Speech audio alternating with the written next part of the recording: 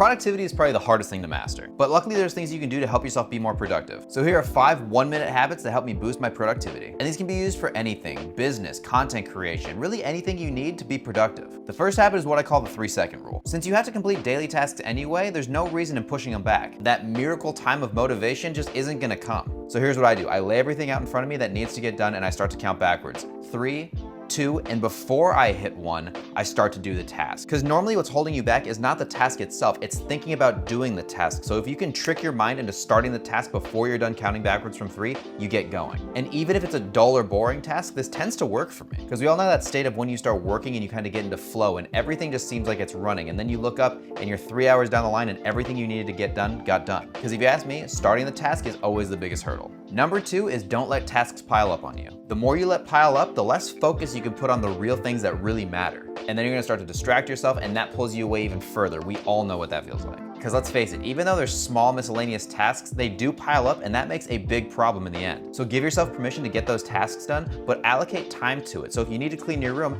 allocate some time to clean your room. If you need to do laundry, allocate some time to do some laundry. It doesn't mean it's meaningless, but you have to get it done and you have to plan for it. Number 3 is not subscribing. I'm just kidding, well, kind of. Subscribing to yourself. And I mean this in checking in on yourself and watching your progress day to day. Because you have to keep in mind all the small wins that you've had. You've definitely had challenges in the past and you've definitely gotten through them. So if you look back and you see those challenges and you see that you got through them, it's gonna make it a lot easier to keep going day to day. Also understand that the things that you're going to are gifts. There's a lot of people out there who would be praying to be in your situation right now. The second that I started realizing I was blessed to have the problems and the situations that came into my life, everything got a lot easier because I realized that I could have it a lot worse right now. So you can look at anything that's keeping you from being productive as an obstacle, but look at the obstacle as the way to being successful. Number 4 is obvious, but not enough of you are actually doing it. You need to stop consuming garbage. TikTok, Instagram, social media in general, these are all pulling you away from the tasks that need to get done and blocking your mind. Really quick after this video, go into your settings and look at your screen time. And when I do this, I take a check-in. I go through and I see where my time was spent. If I was using my phone to learn and better myself, then A+. If I was using it just to scroll and do things on social media,